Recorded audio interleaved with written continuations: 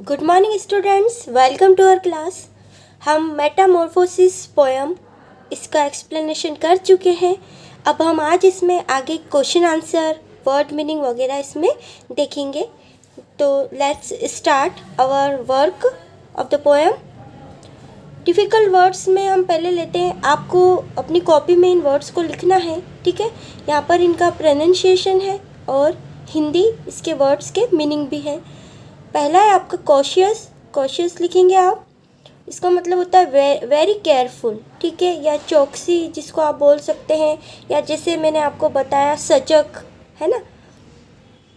उसके बाद है रिलेक्टेंट। इसमें रिलेक्टेंट मीन्स होता है नॉट विलिंग, मतलब अनिच्छा, अरुचि या किसी चीज़ में अपनी इच्छा नहीं होना, ठीक है।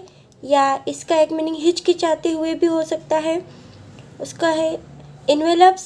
इन्वेलप्स आप सभी जानते हैं, कवर्स, जो जैसे कि हम लिफाफा बोलते हैं, है ना। और या इस पोएम के अकॉर्डिंग इसको ढका हुआ या लिपटा हुआ। उसके बाद है फ्रेजाइल। फ्रेजाइल मीन्स होता है वेरी डेलिकेट, या आसानी से टूटने वाला, नाजुक जिसको हम बोलते हैं, वो फ्रेजाइल। इसका फ्रेजाइल का आपको फ्रेजाइल इसका हिंदी प्रोनाउंसिएशन फ्रेजाइल। उसके बाद है मेरेकल। मेरेकल आप सभी समझते हैं, N unusual yet wonderful event, या हम जिसको बोलते हैं चमत्कार, ठीक है। उसके बाद rustling of their wings, the noise made by the children as they leave the classroom. जब आप सभी जानते हैं बच्चे जब क्लासरूम छोड़ते हैं तो वो कितना नॉइज़ करते हैं, है ना। इस नॉइज़ को क्या बोलते हैं, रेसलिंग ऑफ देयर विंग्स। इसको उनके जो पंखों की फड़फड़ाहट है उसका मतलब यहाँ पर इससे लिया हुआ है। अब इसके क्वेश्चन आंसर है। क्वेश्चन आंसर आपको कॉपी में करके बताए जा रहे हैं, उसके अकॉर्डिंग आप अपनी कॉपी में लिखेंगे। Explain the following lines. ये लाइन्स है, इनका एक्सप्लेनेशन आपको वीडियो में करवाया जा चुका है ना। जो पहले पोएम हुई है उसमें आपको इन सभी का एक्सप्लेनेशन बताया गया है। अब इसमें लास्ट में एक है, इसमें हमको एक पैराग्राफ लिखना है, जो कि किस पे लिखना है, school is second home to a child. ये एक पैराग्राफ, इसमें से बहुत अच्छा पैराग्राफ आपके लिए कंप्लीट हो रहा है इसके अंदर, कि स्कूल जो होता है वो बच्चों का दूसरा घर होता है, ठीक है। इसमें पैराग्राफ आप लिखेंगे, school is just like a second home to a child. School बच्चे का एक दूसरे घर के जैसा ही होता है। Like parents they have teachers in the school. जैसे कि पेरेंट्स होते हैं घर में, वैसे स्कूल में कौन होते हैं, टीचर्स उनके पेरेंट्स होते हैं। Children learn in a discipline way in school. बच्चे डिसिप्लिन में रहकर स्कूल में सीखते हैं। They have to do their work according to the time table. वो अपना वर्क टाइम टेबल के अकॉर्डिंग करते हैं। Here a child learns many things such as adjusting with unknown people. यहाँ पर बच्चा बहुत सी चीज़ें सीखता है, जैसे कि अनजान लोगों के साथ में कैसे एडजस्ट होना, following instruction and behaving in a controlled manner. और इंस्ट्रक्शन को फॉलो करके जो उनको बताए जाते हैं, जैसे उनको सिखाया जाता है, उसी के हिसाब से वो अपना बिहेव करते हैं, व्यवहार करते हैं दूसरों के साथ में, है ना। और कंट्रोल में रहकर दूसरों के साथ में वो व्यवहार करते हैं, या दूसरों के साथ में वो घुलते मिलते हैं।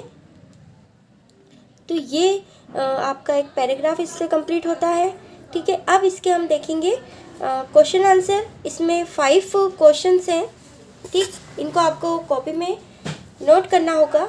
सबसे पहले आप डालेंगे पोएम डालेंगे, पोएम्स नेम लिखना है आपको, वर्ड मीनिंग अभी जो बुक में आपको बताया है, पीडीएफ में देखकर आप बुक में से इसे लिखेंगे आप word meaning.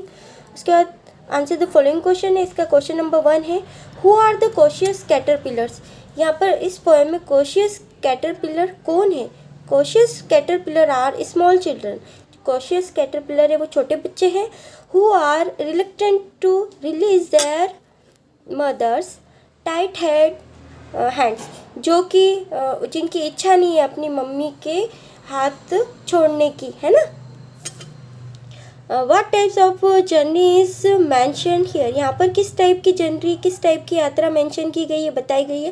This journey is for gaining knowledge which is quite different from the previous life. यहाँ पर नॉलेज को पाने की यात्रा बताई गई है जो कि पहले की जो बच्चे की लाइफ रहती है उससे अलग होती है. जब बच्चा छोटा रहता है, वो घर पर रहता है, उसके बाद वो स्कूल आता है, तो उसके लिए स्कूल लाइफ बिल्कुल डिफरेंट होती है. Why has the classroom been compared to a pupa, classroom को प्यूपा से क्यों कंपेयर किया गया है. As in the poem small children are compared to caterpillar, जैसा कि पोएम में बताया गया कि छोटे बच्चों को कैटरपिलर से संबोधित से कंपेयर किया गया है. And pupa is one of the stages of growth, और जो प्यूपा होती है वो एक स्टेज होती है जिसमें बच्चा बढ़ता है. कैटरपिलर जिसमें बढ़ता है, ऑफ कैटरपिलर्स है ना, कैटरपिलर की ग्रोथ की जो स्टेज होती है वो प्यूपा होती है. बिफोर बिकमिंग अ बटरफ्लाई, जब वो बटरफ्लाई बनता है उससे पहले की जो स्टेज उसकी होती है वो प्यूपा कहलाती है. In the same manners in classroom children gate growth and it is one of the stages of their growth.